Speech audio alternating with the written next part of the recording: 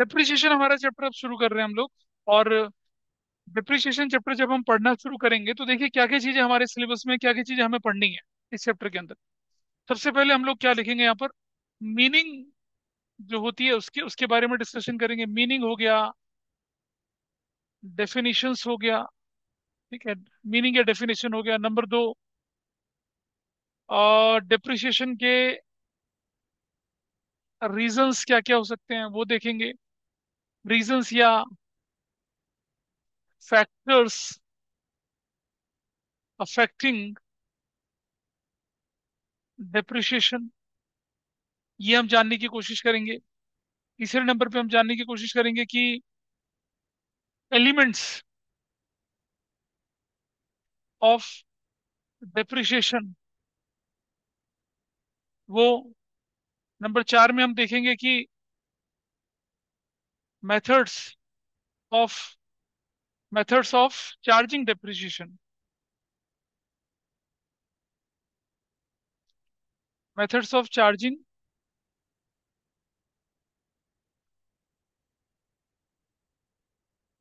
Charging depreciation, ये हमारे पास होना चाहिए। मेथड्स ऑफ डेप्रिसिएशन बहुत सारी, there are around 14 methods of depreciation या 16 होते हैं। मैं जब इसके नोट्स आपको दूंगा तब दिखाऊंगा उसमें। और इसमें हमारे सिलेबस में जो दो ही हैं, एक एक को हम बोलते हैं क्या, स्ट्रेट लाइन, या फिर फिक्स इंस्टॉलमेंट, या फिर हम बोलेंगे क्या, स्ट्रेट लाइन, फिक्स इंस्टॉलमेंट, और क्या होता है, और क्या नाम होता है, पता है किसी को? हाँ,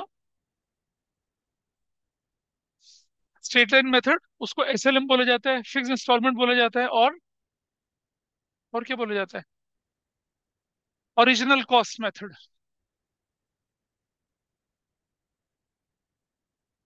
ओरिजिनल कॉस्ट। दूसरा मेथड हमारे पास जो होता है उसे बोलते हैं हम लोग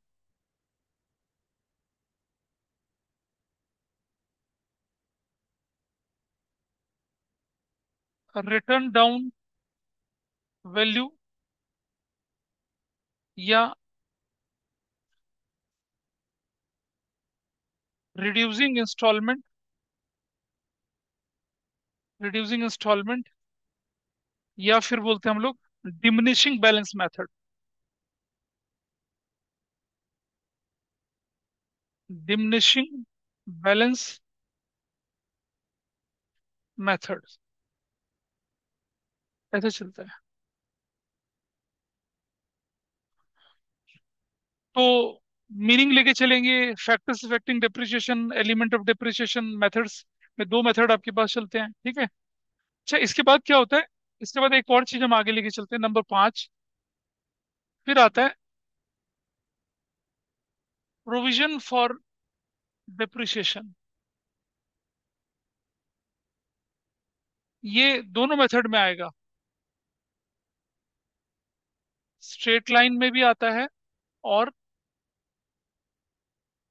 रिटर्न डाउन वैल्यू, इसमें भी आता है। रिटर्न डाउन वाला हमारा सिलेबस में नहीं, स्ट्रेट लाइन हमारा सिलेबस में होता है।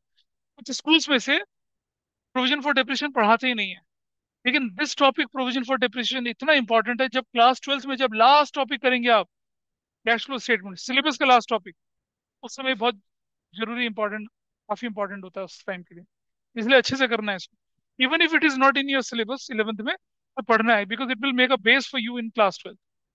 तो ये सब चीजें हम लोगों को धीरे धीरे करके पढ़नी पड़ेगी। मीनिंग अभी पढ़ते हैं धीरे धीरे।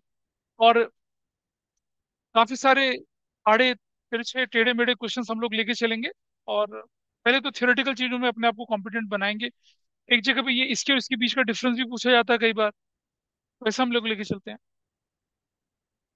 चलिए, शुरुआत करते हैं यहाँ से। ये आपकी टेक्स्ट बुक है, टेक्स्ट बुक में, आप ही की टेक्स्ट बुक मैंने, I think it is visible to all of you, देख लीजिए। कुछ लोग कहते हैं कि सर हमारा ना थ्योरी छूट जाता है, और आप देख रहे हैं कि हर चैप्टर की मैं थ्योरी आपको साथ साथ करा रहा हूँ।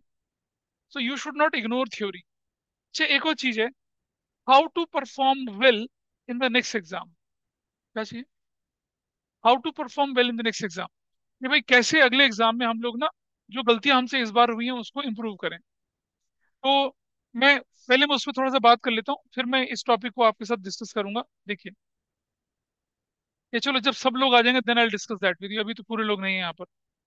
कि अगले एग्जाम में कैसे क्या स्ट्रेटेजी बना के चलना है कि अगले एग्जाम में जो भी नंबर आपके आए हैं उससे थोड़ा ऊपर की तरफ चले जाएं, वो देखेंगे। कुछ लोग जो हैं वो अच्छे नंबर ले आए, कुछ लोग थोड़े से एवरेज ले आए, कुछ लोग एवरेज से ऊपर ले आए, कुछ लोग फेल हो गए हैं। फेल होना तो नहीं चलता ना, आपके पेरेंट्स मुझे फेल होने की फीस थोड़ी दे रहे हैं। हाँ, चलो, ये आपकी बुक से है। और 11th क्लास में हम लोग टीएस ग्रेवाल या थोड़ा बहुत एनसीईआरटी से पढ़ लेते हैं। 12th क्लास में एसेंशियली हम एनसीईआरटी और टीएस ग्रेवाल दोनों को मिला के पढ़ते हैं, क्योंकि एनसीईआरटी जो होती है आपको सीयूटी में हेल्प करती है, और ये जो होती है आपको आपके होम एग्जाम्स में आपको हेल्प करती है। तो अगर आपको ध्यान होगा, जब मैंने बेसिक अकाउंटिंग टर्म्स आपको पढ़ाया था तो कुछ चीजें बोली थी आपको, मैंने बोला था क्या? Depreciation, there was a term.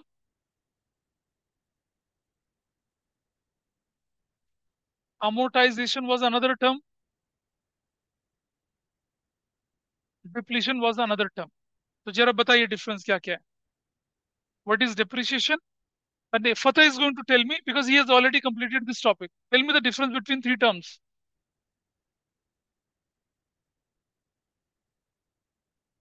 Let him answer. अरे वो कुछ नहीं, वो नहीं, आप बताइए। डिप्रिसिएशन क्या होता है, अमोर्टाइजेशन क्या होता है, डिप्लीशन क्या होता है? If you know, say yes, otherwise no, there is no problem in that. Of what? Of your specs frame, your teeth, your bones? बोलो सूरज क्या होता है? नहीं पता, बताइए। वो डिप्रिसिएशन है। बाकी दो क्या होता है? कोई है? बोलो। बस रुक जाओ। और तीसरा? बोलो। अच्छा, आइए देखिए जरा। बोलो।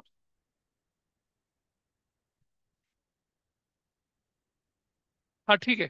This is for tangible assets के लिए, उसकी वैल्यू में होने वाला decrease. This is for intangible assets के लिए, उसकी वैल्यू में होने वाला डिक्रीज। और ये जो होता है वेस्टिंग एसेट्स, मतलब वो थोड़ी जो कूड़ा कबाड़ा हो चुका है, मतलब natural resources.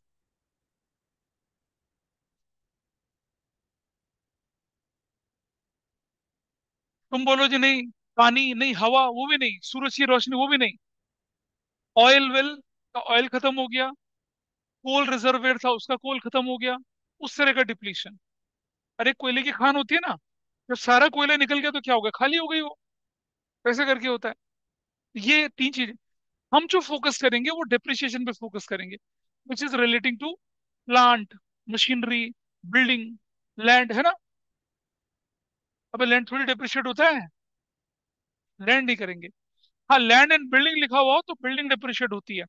Building, plant, machinery, furniture ऐसा करेंगे। You can't depreciate land. ठीक है जी। Intangible assets, patent, copyright, licence, franchisee, goodwill.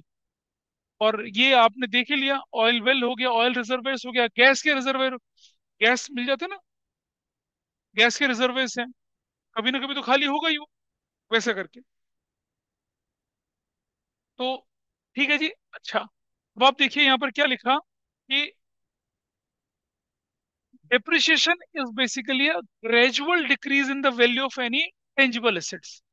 आपके पास एक कार है, आपके पास एक घर है, आपके पास एक लैंड है, आपके पास एक बिल्डिंग है। लैंड तो भूल जाइए, बिल्डिंग है, प्लांट है, मशीनरी है, फर्नीचर है।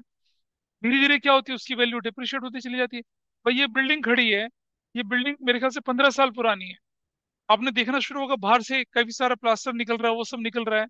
अंदर भी देख रहे होंगे अभी प्लास्टर वगैरह निकल रहा है।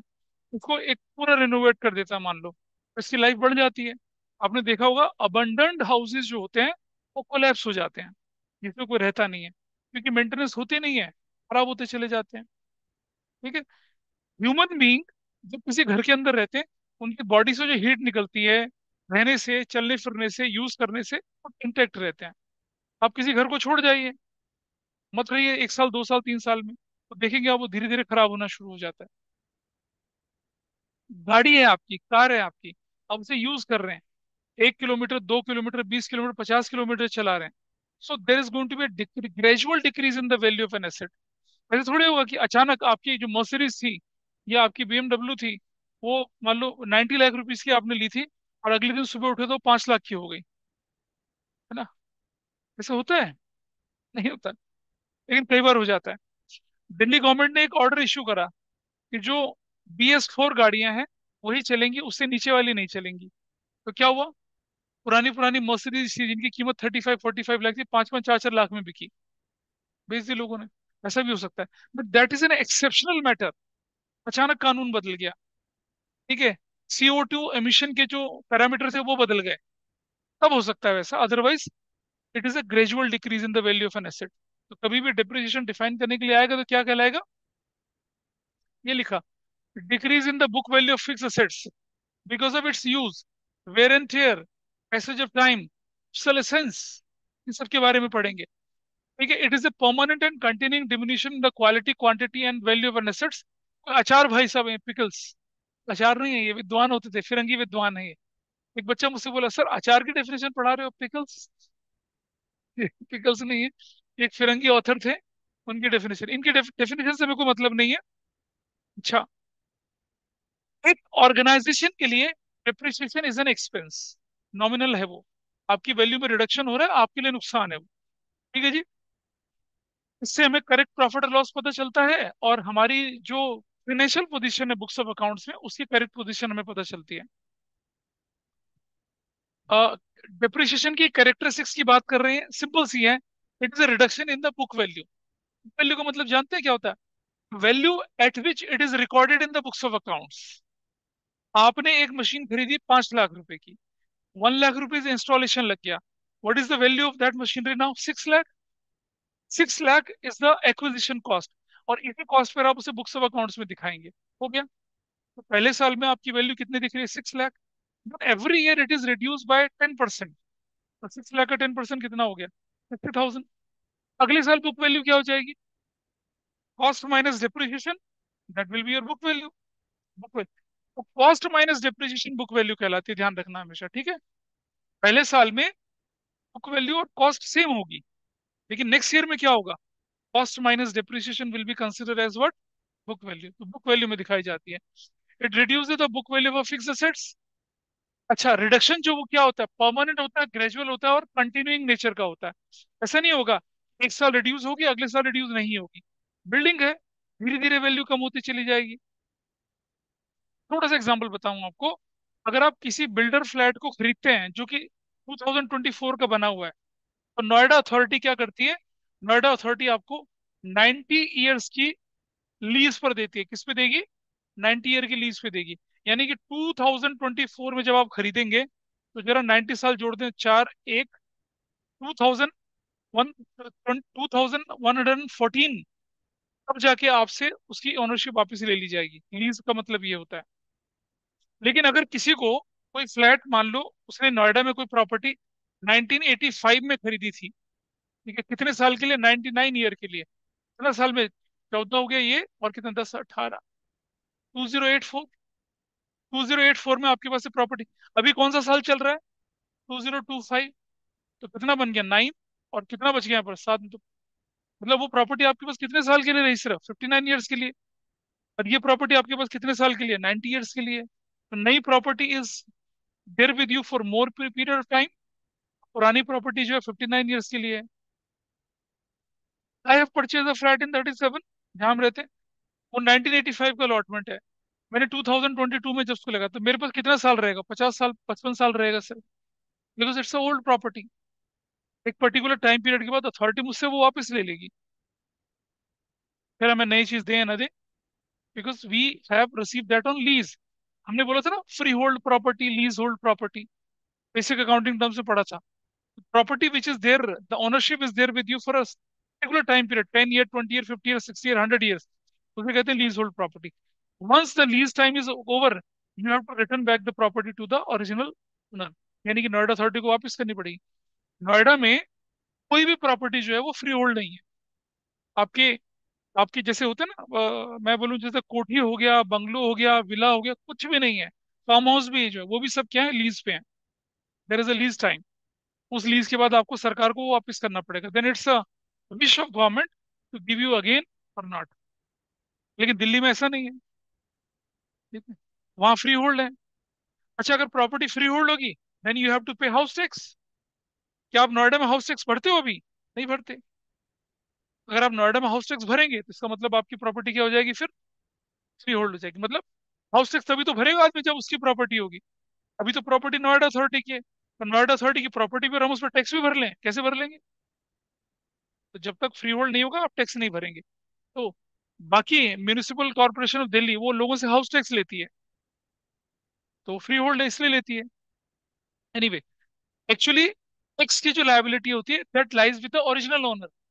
तो यहाँ तो सारी प्रॉपर्टी का मालिक कौन है? नोएडा अथॉरिटी, टैक्स वही भरेगा। और मान लो किसी ने डीडीए का, दिल्ली डेवलपमेंट अथॉरिटी का फ्लैट लिया दिल्ली में, और वो फ्री होल्ड नहीं था, तो वो हाउस टैक्स नहीं भरेगा। क्यों नहीं भरेगा? क्योंकि हाउस टैक्स तो डीडीए को भरना है ना फिर। लेकिन अगर आपने डीडीए उसे अपने नाम पे करा लिया, परमानेंटली फ्री होल्ड करा लिया, then you are eligible to pay house tax, otherwise नहीं होगा। चलिए, अब देखें जरा। डेप्रिसिएशन एक कंटिन्यूअस प्रोसेस है, ये हमने बोल दिया, ठीक है। और there there could be many reason जिसकी वजह से डिप्रिसिएशन होता है। और चलें आगे थोड़ा सा। ग्रेजुअली चलेगा until unless there is a physical deterioration या ऑब्सोलेंस या टेक्नोलॉजिकल डेवलपमेंट हो जाए। अ, आपने देखा होगा ना, जैसे मैं हुंडई की एक गाड़ी आती है वर्ना, हुंडई की वर्ना। तो शुरू शुरू में वर्ना आई थी वो अलग मॉडल था। फिर वर्ना वालों ने फ्रूटिक वर्ना निकाली, फिर एक और नया मॉडल निकाला। जैसे अच्छा, जैसे होंडा का अमेज है, सबसे पुराना मॉडल आया, फिर दूसरा आया, फिर तीसरा मॉडल आया। स्विफ्ट के डिजायर का पुराना मॉडल, नया मॉडल, फिर नया मॉडल आया। As soon as a new model is introduced in the market, value of old model get reduced, और वो क्विक रिडक्शन होता है। होंडा सिटी का जैसे ही नया मॉडल आएगा, पुराने मॉडल की वैल्यू अचानक से क्या होगी, ज्यादा डिक्रीज हो जाएगी। बेस्ट एग्जांपल आपके आईफोन्स, अभी कौन सा चल रहा है? ठीक है, मैंने एक मीम देखा था, उसमें था iPhone is like Agarwal, Agrawal, Girwal, 13, 14, 15, 16। यही डिफरेंस है क्या? वाकई ऐसा है? ऐसी डिफरेंस है? जो आगरावाल में, अग्रवाल में, अग्रवाल में ऐसा करके, जो आप लोग तो यूज करते हैं ना आईफोन्स को, ऐसे ही है क्या? इतना डिफरेंस है? तो 17 is how much better than 15? क्या क्या कितना फर्क है ना? वीडियो शूटिंग कर रहा है, घोड़े दौड़ रहे हैं, देर मेकिंग। अरे you are going to use phone for the future, not for the video shooting. Akshardham की तरफ चले जाइए, एक परमानेंट बैनर लगा हुआ है, उसमें shot by Fateh Singh, shot by Daksh, shot by Jasmine, ऐसे पोस्टर लगे रहते हैं। They highlight how much best picture you can click with the iPhone. लेकिन उसके लिए तो आप कैमरा खरीद लो ना, एक बार फोन और कैमरा दोनों। एनीवे, ठीक है, दे क्रिएटेड अ मार्केटिंग नीश, उसकी वजह से लगता है। तो अब आईफोन 17 जब आया, तो जो आईफोन 15 है, वो आईफोन वाले उसकी प्राइस अपने आप 20,000, 25,000, 30,000 डाउन कर देंगे कुछ दिनों में, कर देंगे। तो ये क्या हुआ? सडन रिडक्शन हुआ ना प्राइस में। गाड़ी का एक नया मॉडल आया, उसकी वजह से पुराने मॉडल की प्राइस अचानक से डाउन हो जाते हैं। That is what they are telling you. अच्छा, फिर मान लो आपने एक गाड़ी खरीदी 2025 में, नवरात्रों में, और जैसी गाड़ी निकाले थे, एक्सीलेटर पे पैर दबा दिया ब्रेक की जगह पे, तो याद है एक लेडी थार को नींबू से, याद है किसी को? क्या हुआ है? वो पिक्चर बड़ी बढ़िया थी। आ, देखा होगा शायद आपने न्यू।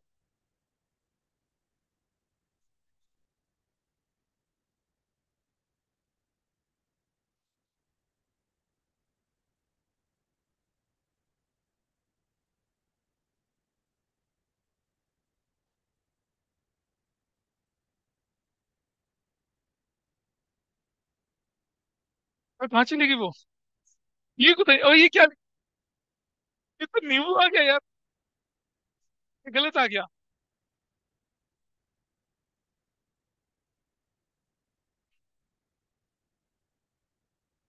फिर क्या मजाक चल रहा है तो। देखो,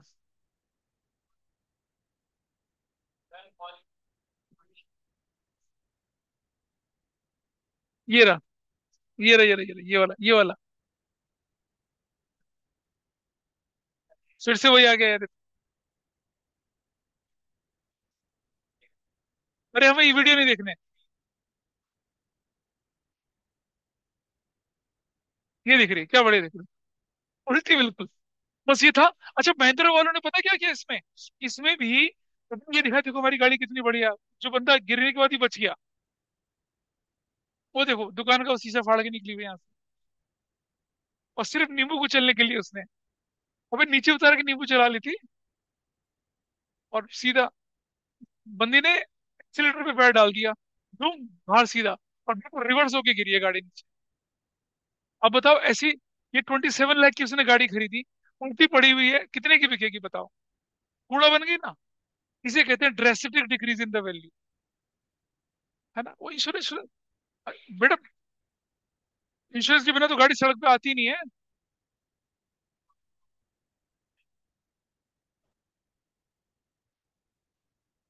ऐसा भी हो जाता है भाई। तो क्या बोला आपसे, quick physical decrease in the value, obsolescence हो जाए।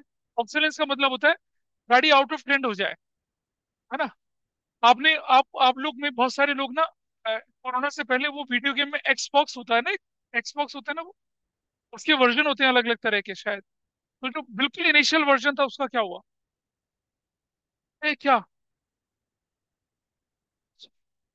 अभी आप लोग ईयरफोन लगाते हैं, पहले सोनी के वॉकमैन आया करते थे, वॉकमैन छोटा सा है, वो दिखता है कहीं पर नहीं चलता, यूजलेस हो गया वो तो, उसे ऑब्सोलेसेंस कहते हैं। टेक्नोलॉजी बदलने की वजह से आउट ऑफ ट्रेंड कोई चीज हो जाती है, वैसा। सीडी प्लेयर होते थे पहले, कहाँ दिखते हैं, नहीं दिखते, डीवीडी प्लेयर होते थे, अब नहीं दिखते हैं आपको ना, वैसा करके। तो ये अच्छा, अब it is the process of allocation of a cost of एक्सिस। सपोज आपने एक मशीन खरीद ली, that is going to be there with you for 10 years। आपने जो मशीन खरीदी, मान लो suppose you purchase a machinery for rupees, आपने 10 लाख की मशीन खरीद ली, तो वो 10 साल आपके पास चलेगी। तो every year how much reduction is going to be there in the value of that machinery, 1 lakh होगा। तो आइडियली आपको क्या करना चाहिए, आउट ऑफ योर प्रॉफिट हर साल क्या करना चाहिए आपको, 1 1 लाख निकाल के रख लेना चाहिए, ताकि 10 साल में you should have 10 lakh rupees with you. और अगर आपको नई मशीन खरीदनी है तो आपके पास डाउन पेमेंट के लिए पैसा रहता है। एक टर्म आती है डाउन पेमेंट, डाउन पेमेंट का मतलब है advance. If you want to purchase an asset, तो कितना पैसा आप एडवांस देते हो उसे डाउन पेमेंट कहते हैं। जैसे मान लो आप कोई गाड़ी खरीद, जैसे थारी लेने गई मान लो 27 लाख की, इसमें बोला 10 lakh will be my down payment, मैं 10 लाख दूंगी, 17 लाख का लोन कर देना, ऐसा करके। ठीक है, हाँ बोलो। उसके कुछ नहीं, डाउन, आपने मशीन खरीद ली, डाउन पेमेंट में कैसे एंट्री बनेगी, suppose you purchase a machinery for, suppose you purchase a machinery for 20 lakh, and you paid 5 lakh as a down payment. आपकी एंट्री बनेगी क्या, machinery account debit 20 lakh, to cash है बैंक 5 लाख, और टू वेंडर 15 लाख। तो जो डाउन पेमेंट, वो 5 लाख की पेमेंट, वो डाउन पेमेंट कहलाएगी आप। बढ़िया खाना पीना हो गया, वंडरफुल, गॉट इट और नॉट, उसको डाउन पेमेंट बोलते हैं। तो कभी बोल देना कि purchase and machinery paid down payment, या मेक डाउन पेमेंट, वो तो सिंपल कैश दे रहे हैं, वही तो है वो। 20 लाख की मशीन में 5 लाख कैश पे कर दिया, एंट्री बन गई machinery debit 20 lakh, to cash that is down payment 5 lakh, और बाकी का आपका लोन चढ़ गया, वेंडर के नाम पे कर दो, आईसीआईसीआई के नाम पे कर दो, एसबीआई का लोन ले लिया आपने, वैसा चलता है। तो जब हम डेप्रिसिएशन लगाते हैं किसी मशीन पर, तो उसकी जो लाइफ को 10 ईयर, 15 ईयर, 20 ईयर में क्या करते हैं, स्प्लिट कर देते हैं। उससे क्या होगा, हमें हमें हमारे प्रॉफिट की ट्रू एंड फेयर पिक्चर पता चलेगी। वरना उस मशीनरी को खत्म होने का इंतजार करूंगा तब थोड़ी लगाऊंगा मैं उसको। तो it is the process of allocation of cost of an assets और इट्स यूजफुल लाइफ। कैसे पता चलेगा गाड़ी की यूजफुल लाइफ क्या है, अब दिल्ली में क्या बोलते हैं, दिल्ली के अंदर आप जाएंगे तो जो पेट्रोल गाड़ी है उनकी यूजफुल लाइफ क्या है, 15 साल। और कमर्शियल गाड़ी जो है डीजल वाली, उनकी यूजफुल लाइफ क्या है, 10 ईयर्स। तो 10 साल में खत्म हो जाएंगी वो। इसका मतलब आपको डेप्रिसिएशन में 10 साल में उस गाड़ी को क्या कर देना है, अपनी बुक्स ऑफ अकाउंट से निकाल देना है। और सरकार इसके लिए आपको क्या करती है, कंपलसरी आपके ऊपर ऑब्लिगेशंस लगाती है और बोलती है गवर्नमेंट करने के लिए। तो जो कमर्शियल गाड़ियां होती है उन पर डिप्रेशन ज्यादा लगता है, और जो पर्सनल व्हीकल्स होते हैं उन पर डिप्रेशन का रेट कम लगता है। इनकम टैक्स एक्ट के अंदर प्रोविजंस होते हैं, उसको उसको हम पढ़ेंगे नहीं, हमारे काम की चीज नहीं है। Depreciation is use for tangible fixed assets, building plant. और ये लिखा है देखो, इंटेंजिबल एसेट्स के लिए क्या यूज होता है, एमोर्टाइजेशन। बेसिक एसेट्स के लिए क्या यूज होता है, डिप्लीशन यूज होता है। ठीक है। Depreciation is a non cash expense. Depreciation यानी कि आप अपने प्रॉफिट से अपनी मशीन की वैल्यू का 1 लाख रुपया निकाल के अलग रख लोगे। It is a reduction in your profit, permanent reduction in your profit. ठीक है, so it's an expense for your business. लेकिन ये नॉन कैश एक्सपेंस है, क्योंकि कि जेब में पैसा थोड़ी जा रहा है, आपने अपने प्रॉफिट को रिड्यूस कर दिया डेप्रिसिएशन के नाम से। So it's a non cash expense and it is an operating expense. भाई बिजनेस में तो लगा है ना ये आपका ऑपरेटिंग एक्सपेंस है। ठीक है। लेकिन गाड़ी एक्सीडेंट में ठुक गई और 5 लाख रुपए का खर्चा हो गया, फिर I am telling an example. मेरे स्कूल में there is a lady teacher, मतलब फॉर ड्राइवर, बहुत दिनों से काम, मतलब गाड़ी चला रही है अपना। तो वो स्कूल की बाउंड्री के बाहर गाड़ी खड़ी कर रखी थी और हैंड ब्रेक पे लगा रखी थी गाड़ी। ठीक है, थोड़ी ढलान थी। अब वो जल्दबाजी में पता नहीं क्या हुआ, उन्होंने हैंड ब्रेक रिलीज करा और एक्सीलेटर पे पैर लग गया। गाड़ी दीवार पे धूम से, आगे गाड़ी ऐसे पिछक गई, पूरी गाड़ी पिछक गई। अब अब इंश्योरेंस कंपनी इंश्योरेंस देगी आपकी, चाहे गाड़ी ऊपर जाए कि नीचे जाए, लेकिन इंश्योरेंस देंगे। लेकिन there was a problem, that lady was having a driving license from some other state, और वो एक्सपायर हो गया था। और उन्होंने क्या कर रखा था, अपनी एप्लीकेशन डाल दी थी नोएडा में फॉर्म का एप्लीकेशन के लिए। लेकिन जिस एजेंट को एप्लीकेशन दी थी उसने एजेंट एप्लीकेशन डाली नहीं आरटीओ ऑफिस में। तो she was considered without having a valid driving license. Insurance company ने क्लेम रिजेक्ट कर दिया। 1,50,000 रुपया गाड़ी की रिपेयरिंग में लगा, और इंश्योरेंस में अच्छा खासा पैसा दे रखा था। तो हो गया नुकसान। तो इंश्योरेंस से आप क्या करते हैं, जो डैमेजेस होते हैं उनसे बचते हैं। लेकिन हम इंश्योरेंस तो पढ़ नहीं रहे यहाँ पर। हम तो बोल रहे हैं क्या, gradual decrease in the value of an asset. तो वो गाड़ी चला रही है 5 साल तक, 5 साल में तो गाड़ी की वैल्यू डिक्रीज हो जाएगी, दैट इज कंसिडर्ड डिप्रिशिएशन। वैसे चलते हैं। नॉन कैश एक्सपेंस बोल दिया हम लोगों ने यहाँ पर। ठीक है। उसके बाद है, it is an indirect expense.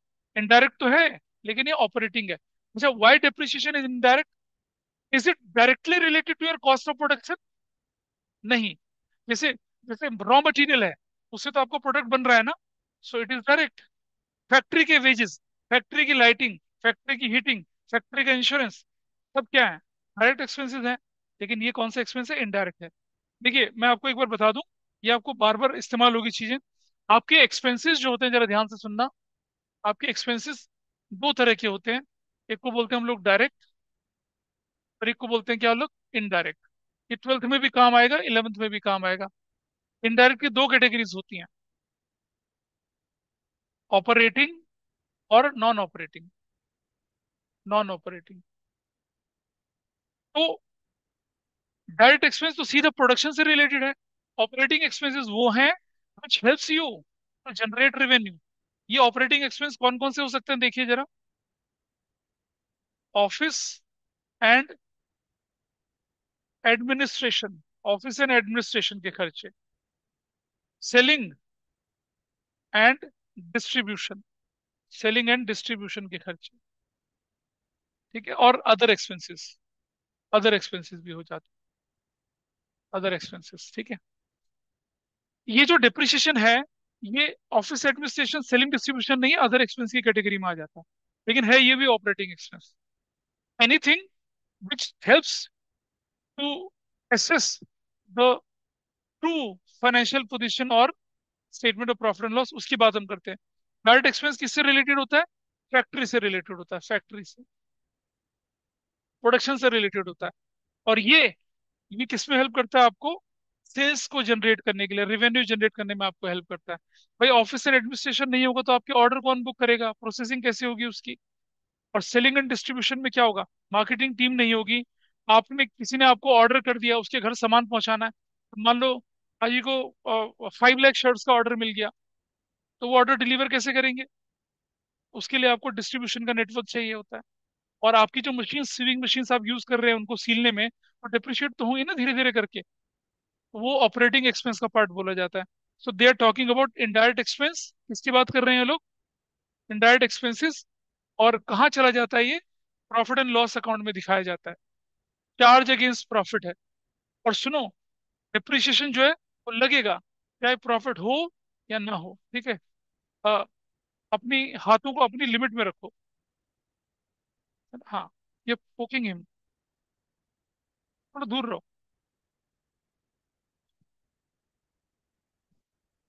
चलिए इसके बाद, ये हम पढ़ ही चुके हैं अभी तो। डिप्रिसिएशन किससे रिलेटेड था भाई? टेंजिबल फिक्स एसेट से। अमोर्टाइजेशन किससे रिलेटेड था? इंटेंजिबल से रिलेटेड था। और डिप्लीशन किससे रिलेटेड था? वेस्टिंग एसेट से रिलेटेड था। कोल हो गया, कोल माइन हो गया, गैस हो गया, ऑयल हो गया, ये उनसे रिलेटेड होता है। अब आ जाते हैं कॉजेज ऑफ डेप्रिसिएशन। क्या क्या कॉजेज हैं डेप्रिसिएशन के, वो देख लेते हैं। आपने एक कार खरीदी और उसे 10 साल तक यूज किया, तो डेफिनेटली इसकी वैल्यू रिड्यूस होगी। उसमें बोलते हैं क्या? Use of assets. ठीक है जी। आपने एक कार खरीदी और 10 साल के लिए अपने गैराज में रख दिया, तो क्या उसकी वैल्यू कम नहीं होगी? होगी। चाहे आप गाड़ी यूज करें ना करें, बट क्या होगा? टाइम बीतने के साथ साथ उसकी वैल्यू क्या हो जाएगी? रिड्यूस हो जाएगी। कार के केस में, बिल्डिंग के केस में, प्लांट के केस में, मशीनरी के केस में, फर्नीचर के केस में। Brand new sofa, brand new dining table आपकी रखी हुई है, ठीक है। आप उसको यूज ही नहीं कर रहे हैं, पड़ी हुई है आपके गैराज में, आपके गोडाउन में, आपके स्टोर में। आपको पता है हमारे देश में वो ट्रेंड नहीं है। यूएस में लोग क्या करते हैं? स्टोर किराए पे लेते हैं उनको। कभी देखा था एक टीवी 18 पे स्टोरेज वॉर करके एक ऐसे आया करता था। उसमें क्या करते थे वो लोग कि हाँ, वो स्टोरेज जो तो जो कि 10 साल 15 साल बिना किराए दिए चलते हैं, उनकी फिर ऑक्शन होती है, तो लोग क्या करते थे ना, ऑक्शन में खरीदते थे उनको। फिर उसका ताला टूटता था, फिर उसके अंदर से सामान निकलता था, तो उस सामान की वो ऑक्शन करके निकालते थे। कई बार बहुत अच्छी डील निकल जाती थी, कई बार नहीं निकलती थी। हमारे देश में ट्रेंड अभी नहीं है, अभी ऐसा नहीं है। But it's a very good upcoming business opportunity. क्योंकि हर घर में कुछ ना कुछ तो सामान फालतू होता है, जिसे फेंकने का मन भी नहीं करता और रखने की जगह नहीं होती है। ठीक है, जिनके अपने स्टोर्स होते हैं वो तो संभाल लेते हैं। Those one. और ये पॉपुलर होना शुरू हो गया है, ठीक है। मुंबई में बड़ा पॉपुलर है ये भी, बेंगलुरु में पॉपुलर है, क्योंकि स्पेस क्रंच की प्रॉब्लम आती है। दिल्ली में तो कोई दिक्कत नहीं है, छत में डाल देते हैं, सूखता रहेगा, कोई परेशानी नहीं है। लेकिन अभी नहीं है। लेकिन मल्टीनेशनल हाई राइज बिल्डिंग जैसे जैसे बननी शुरू हो जाएंगी, क्योंकि तेरे से स्पेस क्रंच हाई राइज में तो, और दिक्कत होती है फिर सामान रखने के लिए। तो देयर इज अ पॉसिबिलिटी कि बिल्डर ही अपने ग्राउंड फ्लोर में स्टोरेज केबिन्स बना लें और उनको किराए पे दे दें। ऐसा भी चलता है, ठीक है। तो ये उसके बाद है ऑब्सोलेसेंस। कोई प्रोडक्ट ऑब्सोलीट हो गया, क्या हो गया? आउट ऑफ ट्रेंड हो गया, बाहर निकल गया, ट्रेंड से बाहर निकल गया। क्यों? क्योंकि कोई नहीं, नहीं। जैसे पुराने जमाने में क्या होता था? देयर वाज अ मशीन जिसे कहते थे लेथ मशीन, मतलब किसी मेटल को काटने के लिए एक मशीन यूज होती है, अभी भी बहुत पुराने पुराने लोग यूज करते हैं। लेकिन अब क्या आ गई है? अब आ गई है सीएनसी कटिंग मशीन्स। आपने देखा होगा, आपके घरों के जो दरवाजे हैं, अगर वो एसएस एसएस स्टील के बने, 304 302 के बनते हैं। देखे आप लोगों ने एसएस दरवाजे? वो बिल्कुल स्टील के चमकते हुए दरवाजे डोर लगते हैं, जिनमें बहुत शानदार कार्विंग हो रखी होती है, ठीक है। और वो क्या होती है? लेजर से कटिंग हो रखी होती है। तो पहले तो मेटल को काट के बनाना बड़ा मुश्किल काम, मत देखा ना पुराने जमाने के वेल्डिंग वाले दरवाजे कैसे थे? ऐसे सरिये मोड़े, फूल पत्ते बना दिए, पार्कों में लगे देखे होंगे आपने अभी भी। लेकिन अब क्या डिजाइनर डोर्स होते हैं, देखिए आपने, देखिए आपको भी पता चल जाएगा। ये जो दिख रहा है आपको,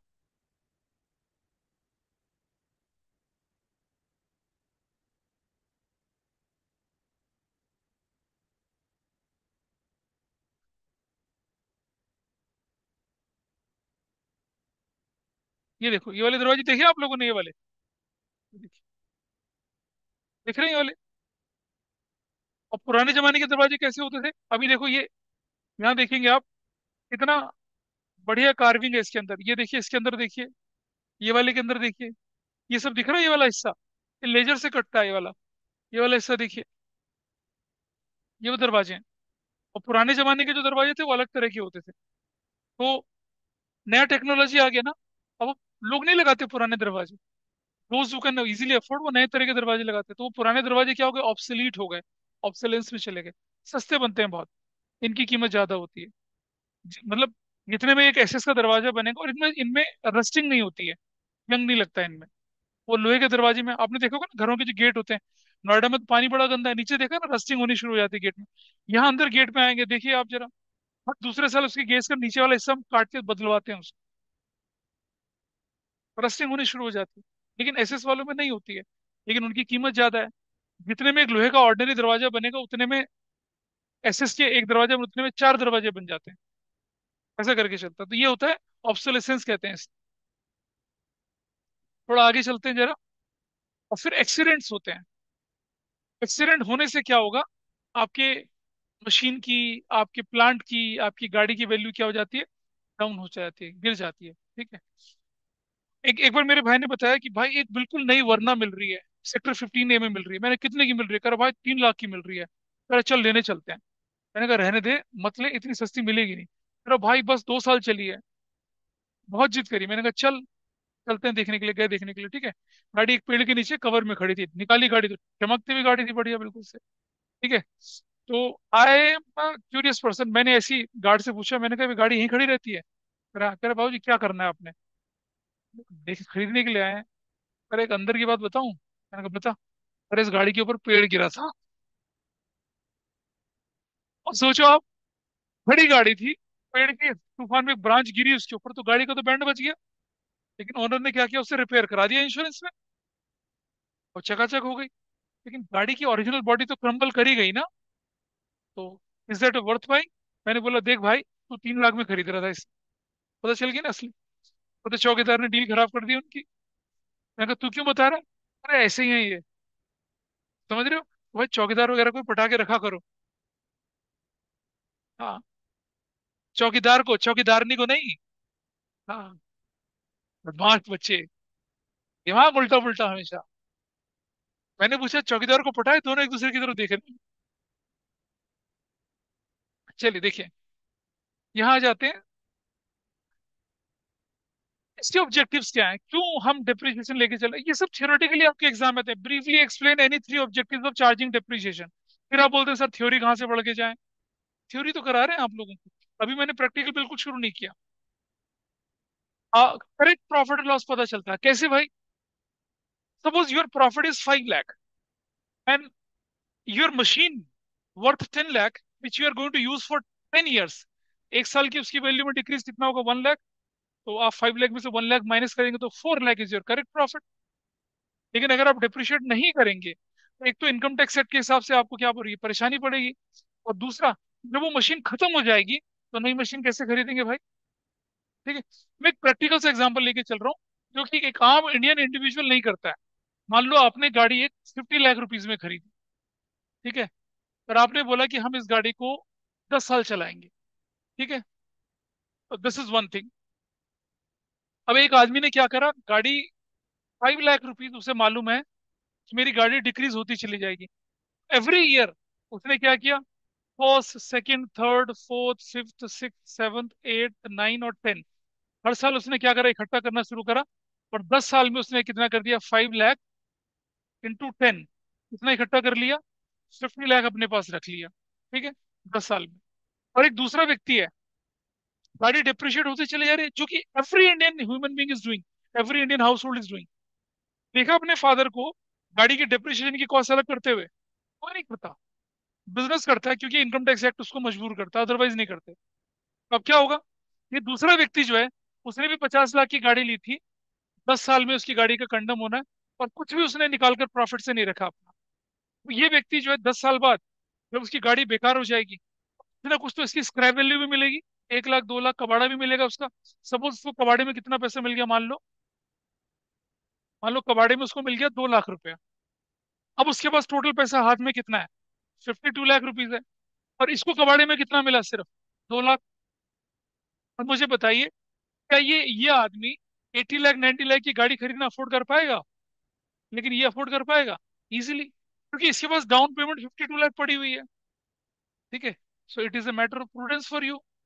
it gives you, useful resources for future contingencies. अब 10 साल में जब एक बिल्कुल डब्बा बन जाएगी कार आपकी, तो आपके पास तो कुछ है ही नहीं है देने के लिए, लेकिन इसके पास तो पैसा रखा हुआ है। That is the purpose. एक तो क्या होता है, आपको करेक्ट प्रॉफिट एंड लॉस की सिचुएशन पता चलती है, और दूसरा क्या होता है, आपको फ्यूचर में रिप्लेसमेंट के लिए क्या मिलता है, सफिशिएंट फंड मिलता है। दूसरा क्या है, it shows true and fair view of the financial position. एक एसेट्स जो मैंने 10 साल पहले 50 लाख की खरीदी थी, आज 5 साल बाद उसकी कितनी वैल्यू होगी, मान लो मैं बोलूँ तो 20 लाख वैल्यू हो गई, लेकिन मैं बुक्स में 50 लाख की दिखा रहा हूँ। अगर मैं डिप्रिसिएशन चार्ज करूंगा तो रिड्यूस होते होते वैल्यू दिखेगी ना।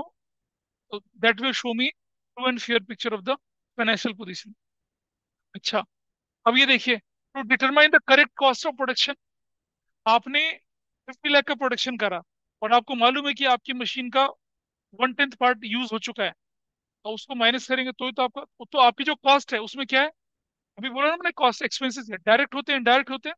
तो जब कॉस्ट ऑफ प्रोडक्शन होती है, जैसे मान लो एक पेन है, इसको बनाने में प्लास्टिक लगा, मेटल लगा, रिफिल लगा, ये हमारी डायरेक्ट एक्सपेंसेस हैं। लेकिन इसको एडवर्टाइज करने के लिए हमने किसको बुला लिया, नन्या पांडे को, उसको बुला लिया, ठीक है, चलेगी ना, अनन्या पांडे को बुला लिया, वो ब्रांड इंडोर्समेंट के पैसे ले रही है। बेटा, मैं कह रहा हूँ इसे छेद कर दे उसके शरीर में, क्यों तंग कर रहा है उसको, मतलब ऐसे ऐसे करके बात करेंगे क्या, क्यों कर रहा है उसके से बात, इसे रिकॉर्डिंग में जा रहा है बेवकूफ, सब कुछ है। दक्ष, ऐसे ऐसे नहीं कर बेटा किसी को, इज गोइंग इन रिकॉर्डिंग। अब की मैंने नाम के साथ डाला है तुम्हारा, you're disturbing a lot. Control your emotions and your hands and the movement of your hands. To determine the correct cost of production. हमारे हमने देखो, इस पेन को बनाने में मशीन भी तो लगी ना, उसका जो डिप्रिसिएशन है वो भी तो इसकी कॉस्ट में जुड़ेगा। इस तरह से करेक्ट कॉस्ट ऑफ प्रोडक्शन पता चल जाएगी, तो इसलिए हेल्प मिलती है आपको। और चलें जरा आगे। और अभी क्या बोला मैंने, प्रोवाइड फंड फॉर रिप्लेसमेंट। आपने डिप्रिसिएशन इकट्ठा करके रखा हुआ है, तो जब फ्यूचर में आपको मशीनरी बदलनी होगी, तो you have sufficient profit, sufficient money to क्या, रिप्लेस दैट मशीनरी। इसीलिए कंपनीज एक्ट में, इसीलिए इनकम टैक्स एक्ट जो है, वो बिजनेसमैन को फोर्स करता है कि अपनी मशीन पर डिप्रिसिएशन लगाओ। नहीं लगाओगे तो तुम्हें इनकम टैक्स में डिडक्शन नहीं मिलेगी, तो करना पड़ता है उनको। और comply with the legal provision, दिख रहा है आपको लिखा हुआ income tax act. Income tax के हिसाब से क्या है, ये कंपलसरी है, इसलिए हमें जरूरत पड़ती है इसकी। ठीक है जी। अब ये आया आपके पास क्या, फैक्टर्स या बेसिस या एलिमेंट्स। एलिमेंट हो गया, फैक्टर्स हो गया, बेसिस ऑफ डिप्रिसिएशन है। तो तीन चीजों का हमें ध्यान रखना है। पहली चीज होती है कि उसकी ओरिजिनल कॉस्ट क्या है, या कॉस्ट ऑफ एक्विजिशन क्या है, एक मशीनरी हमने कितने में एक्वायर करी, फर्स्ट थिंग। दूसरी चीज होती है क्या उसके पास, ये कह देखिए यहाँ पर, दूसरी चीज आती है उसकी क्या, useful life of the assets. दूसरी चीज ये होती है। और तीसरी चीज आती है क्या, स्क्रैप वैल्यू। अभी बताया था मैंने, 50 लाख की मशीन थी, 10 साल बाद जब वो कंडम हो जाएगी, कुछ ना कुछ तो मिलेगा, लोहा तो मिलेगा। तीन चीजों पर बेस होता है हमारा क्या, डिप्रिसिएशन। पहली चीज क्या बोली हम लोगों ने आपको, पहली चीज बोली उसकी हिस्टोरिकल कॉस्ट या एक्विजिशन कॉस्ट। दूसरी चीज क्या बोली हम लोगों ने उसके लिए, उसकी यूजफुल लाइफ कितनी है। देखो बेटा, एक बात समझना, जब आप कोई रेफ्रिजरेटर, कोई टीवी या कोई फोन खरीदते हैं, आईफोन ही जब खरीद रहे हैं, तो एक एस्टिमेटेड लाइफ तो होती है उसकी, तो 50 साल तक चलेगा वो। जब सैमसंग का गैलेक्सी S2 आया था, गैलेक्सी गैलेक्सी मॉडल उनका प्राइम मॉडल था, वो एक बहुत बढ़िया लेदर के कवर में आता था, गैलेक्सी S2, थोड़ा बड़ा वाला स्क्रीन, पहले छोटी छोटी स्क्रीन आती थी, ठीक है, मेरे पास अभी भी पड़ा है, ठीक है, वो चलता ही नहीं है। वो हमारे एक ऐप को डाउनलोड नहीं कर सकता, वो मेमोरी को उसकी उसके फोन की जो रैम रोम जो वो आज के जो ऐप है उनको झेल नहीं सकती हैं। आपने देखा हो ना, व्हाट्सएप नोटिफिकेशन देता है, it will not be applicable on पुराने वाले मॉडल पे, क्योंकि उसकी अपडेट उसको उसके साथ सिंक ही नहीं कर पाते हैं। तो एक लाइफ होती है कोई भी, और वो टेंटेटिव लाइफ कैसे पता चलती है आपको, जैसे मैंने बोला ना, कि आपने एक ट्रक खरीद लिया ट्रांसपोर्टेशन के लिए, डीजल का ट्रक है, क्या लाइफ है उसकी, 10 साल। ठीक है, आपने एक अपनी गाड़ी खरीद ली कोई भी, मतलब पर्सनल पर्पज के लिए, ऑफिस के लिए पर्पज के लिए, अपने स्टाफ के लाने ले जाने के लिए कार खरीद ली मैनेजर के लिए, उसकी लाइफ कितनी है पेट्रोल की? 15 साल अगर दिल्ली में चल रही है तो। ये ई व्हीकल है, ई व्हीकल इलेक्ट्रिक व्हीकल है, अभी तो शुरुआत हुई है ना, कि 3 4 5 साल से ज्यादा चल रहे हैं, लेकिन उनकी भी लाइफ है। ई व्हीकल की सबसे ज्यादा परेशानी क्या है? उनकी जो बैटरी होती है वो गई, मतलब major chunk of the cost is relating to the battery. तो जैसे जैसे बैटरी एडवांस होती चली जाएंगी उसका साइज छोटा होता चला जाएगा, लेकिन अभी तो नहीं है। अगम सोच रहा है कि मैं न्यूक्लियर बैटरी जो लगाऊं उसमें, जो गाड़ी उड़े तो पूरा शहर उड़े फिर। नहीं, तो एस्टिमेटेड यूजफुल लाइफ ये कैसे पता चलती है? इंडस्ट्री की प्रैक्टिस से पता चलती है, रूल रेगुलेशन से पता चलती है। और स्क्रैप वैल्यू क्या है? खत्म करने वाले हैं भाई, खत्म करने हो रहा है, खत्म कर रहे हैं। घड़ी मत देखो। स्क्रैप वैल्यू किसको बोलते हैं? 10 साल यूजफुल लाइफ बीतने के बाद जो भी पैसा आपको उससे मिलने वाला होगा उससे हम क्या बोलते हैं? स्क्रैप वैल्यू बोलते हैं। सो तीन एलिमेंट हमारे पास आते हैं। अच्छा, अब एक चीज और ध्यान रखना कि कॉस्ट ऑफ एसेट्स के टाइम पे इंपॉर्टेंट, एक बच्चे ने एग्जाम में क्वेश्चन गलत करा, वो हमारा छोटा डॉन है, उसने गलत करा था क्वेश्चन। उसने क्या कर दिया, डिप्रिसिएशन में क्वेश्चन गलत कर दिया, मशीन की कॉस्ट में जीएसटी जोड़ दिया। जबकि क्या बोला था आपसे? जीएसटी जो होता है मशीनरी अकाउंट डेबिट, और input CGST, input SGST to cash है बैंक है, तो जीएसटी तो अलग होता है ना। देखो, उसने बहुत बड़े ब्लंडर कराई। आप लोग भी अगली बार ऐसा, जब आप मशीनरी खरीदे तो आपने एंट्री क्या करी होगी? Machinery account debit, suppose 10 lakh की मशीनरी, और मैंने बोल दिया कि अब 12% जीएसटी, इनपुट सीजीएसटी डेबिट 1,20,000, और इनपुट एसजीएसटी डेबिट कितने से? 1,20,000, और तू बैंक कैश में खरीदी थी मशीनरी, तो कितना चला गया पैसा? 12,40,000 चला गया। अब मुझे बताइए, अगर आप मशीनरी अकाउंट बनाएंगे तो उसमें 10 लाख लिखा जाएगा, 1240 लिखा जाएगा? लेजर पोस्टिंग करिए जरा मशीनरी की, 10 लाख आएगा। भाई ने 12,40,000 लगा दिया, क्वेश्चन सॉल्व करना शुरू कर दिया, तो हो गया गलत। सी, रूल ऑफ लेजर, अगर machinery account is on debit side, ledger posting debit side, किस नाम से? अपोजिट, अपोजिट में कौन बैठा है? बैंक। अमाउंट कौन से वाला? 10 लाख वाला। तो मशीनरी अकाउंट जो बनाएंगे तो क्या दिखेगा? मशीनरी अकाउंट के अंदर आईजीएसटी, सीजीएसटी, एसजीएसटी थोड़ी आएगा, उसकी तो एक्विजिशन कॉस्ट आएगी सिर्फ। तो depreciation will be charge on this value, not on this value. क्यों नहीं चार्ज करते इस वैल्यू पे? क्योंकि ये तो सेट ऑफ भी हो जाएगी, है ना, खरीदा बेचा उसमें भी सेट ऑफ हो जाएगी। ठीक है, रिवर्स भी हो सकती है। अब ये मशीनरी एक्सीडेंट में लॉस में चलेगी मान लो, तो ये रिवर्स हो जाएगा उतना हिस्सा, ऐसा भी होता है। तो जो कॉस्ट होती है, इट इज एक्सक्लूडिंग जीएसटी। देखिए ये हमारे पास कंटेंट में यहाँ लिखा हुआ है, GST paid on purchase assets, it is not a, क्या लिखा है देखो, क्या लिखा है वहां पर? It is not a cost of assets, because GST paid is set off against the collected, thus assets account is debited without taking GST paid, और depreciation is charged on the amount debited to assets account। अभी बोला, depreciation कौन सी value पे calculate करेंगे? Without GST वाली value पे calculate करेंगे।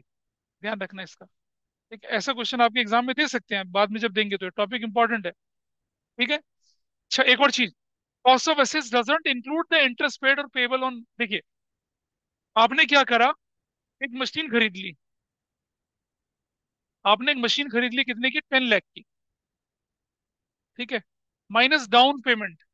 Down payment कितनी करी है आपने? सपोज आपने डाउन पेमेंट कर ली 5 लाख, और आपको बोला, आपने बोला कि भाई 5 इंस्टॉलमेंट है, एक एक साल की, मैं इनमें पे कर दूंगा। बैलेंस कितना बचा? बैलेंस बचा 5 लाख। कितनी इंस्टॉलमेंट एनुअल जानी है? 5। एक इंस्टॉलमेंट जानी है कितने की? 1 लाख। ठीक है, अब बताइए पहले साल में, और रेट ऑफ इंटरेस्ट कितना है? Rate of interest, rate of interest जो है वो है 10%। बताइए फर्स्ट ईयर में आपको कितना देना पड़ेगा? 1 लाख प्रिंसिपल प्लस 5 लाख का 10% कितना देना पड़ेगा? 50,000। तो what is your EMI? 150। Second year में कितना देना पड़ेगा आपको? 1 लाख। ठीक है, अब कितना बच गया? 1 लाख जाने का 4 लाख, 4 लाख का 10% कितना हो गया? 40,000। How much you have to pay? 1,40,000। Third year में कितना देना पड़ेगा? 1 लाख प्लस 30,000, 1,30,000। फोर्थ ईयर में कितना देना पड़ेगा? फोर्थ ईयर में फिर 1 लाख प्लस कितना, 20,000, कितना, 1,20,000। और फिफ्थ ईयर में कितना देना, 1 2 3 4, फिफ्थ ईयर में कितना देना पड़ेगा, 1 लाख प्लस 10,000, 1,10,000। तो बेटा ध्यान रखना, आपकी जो मशीन की कॉस्ट है वो ये है, interest is not included in the cost of machinery. Please understand this fact, interest is not included in the cost of machinery. अब ऐसा क्वेश्चन कहाँ दिखेगा आपको, देखो एकदम दिखा रहा हूँ, एक बार बुक खोलो जरा, एक बार बुक खोलिएगा।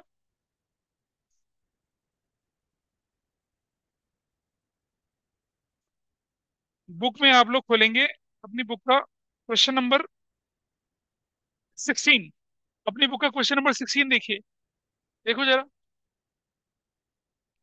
16 क्वेश्चन दिख रहा है आपको कि आपने मशीन खरीदी थी, 1 जुलाई को पेमेंट कर दी, फिर उसके बाद इंटरेस्ट की पेमेंट करी, फिर इंटरेस्ट की पेमेंट, दिख रहा है आपको क्वेश्चन में 16 क्वेश्चन, ये देखो, देख ना अमाउंट अलग अलग, see the question 16, Jasmine see the question 16, book का पेज नंबर कितना है, 15.51, look at the question 16 question, 15.51 Fateh, 15.51,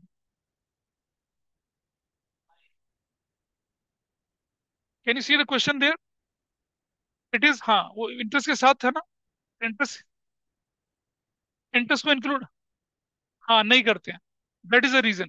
तो जब हम मशीन की कॉस्ट निकालेंगे ना वहां पर, इंटरेस्ट वाले पार्ट को क्या कर देंगे, इग्नोर कर देंगे, will not consider that, that is the point. Expense of capital nature, installation charges, machine को इंस्टॉल करने में, मशीन को वर्केबल बनाने में जो भी खर्चे होंगे वो सब ऐड कर दिए जाएंगे कैपिटल नेचर के, रिवेन्यू एक्सपेंसेस ऐड नहीं करेंगे। अब जैसे मान लो आपने कार खरीद ली, कार में जो फ्यूल डलवा रहे हो, रिवेन्यू एक्सपेंस वो जुड़ेगा नहीं। कार जिस दिन खरीदी, एसेसरीज लगवा दी, वो क्या हो जाएगा आपका, कैपिटल बन जाएगा। लेकिन कार की रिपेयरिंग करा दी, पेंट छूट गया तो उसकी रिपेयरिंग करा दी, वो नहीं लगेगा। एक सिनेमा हॉल है आपके पास, उसमें नई सीट्स लगवा दी, व्हाइट वॉश करा दिया, वो रिवेन्यू एक्सपेंडिचर है, उससे नहीं फर्क पड़ना बिल्डिंग में। लेकिन बिल्डिंग के अंदर एक शेड बना दिया बड़ा, एक वरांडा बना दिया, एक बिल्डिंग के अंदर एक और चीज, एक बड़ा यूजफुल करने वाला स्पेस बना दिया, वो कैपिटल एक्सपेंडिचर है, वो कॉस्ट में जुड़ेगा, तो ये ध्यान रखना आप। क्या, अब एक और चीज ध्यान रखेंगे, अगर मान लो आपने कोई पुरानी मशीन खरीद ली, उस पर एक्सपेंसेस इनकर कर दिया टू मेक इट वर्केबल, वो भी क्या इसकी कॉस्ट में जुड़ेगा। लेकिन नई मशीन में रिपेयर करेंगे तो उसकी कॉस्ट में नहीं जुड़ेगा। ओल्ड मशीन की रिपेयर क्या मानी जाएगी, कॉस्ट में जुड़ेगी, वो कैपिटल एक्सपेंडिचर माना जाएगा, क्योंकि रिपेयर से मशीन आपकी यूज करने लायक बन रही है। ये फैक्टर का ध्यान रखना है। सुनो, अभी मैं क्वेश्चन कराऊंगा ना अगली क्लास में, एक मशीन खरीद ली, उसका ट्रांसपोर्टेशन लग गया, उसका इंस्टॉलेशन लग गया, वायरिंग लग गया, सब मिला के आपकी कॉस्ट ऑफ एक्विजिशन मानी जाती है। लेकिन repair maintenance cost of acquisition नहीं मानी जाती है। I in the next class I take those questions. अभी हम इसको यहीं पर वाइंड अप कर रहे हैं। That was the theoretical portion, what ever is required वो हमने कर लिया। नेक्स्ट क्लास से हम प्रैक्टिकल शुरू करेंगे, ठीक है। So that's all for today, अगली क्लास में मिलते हैं।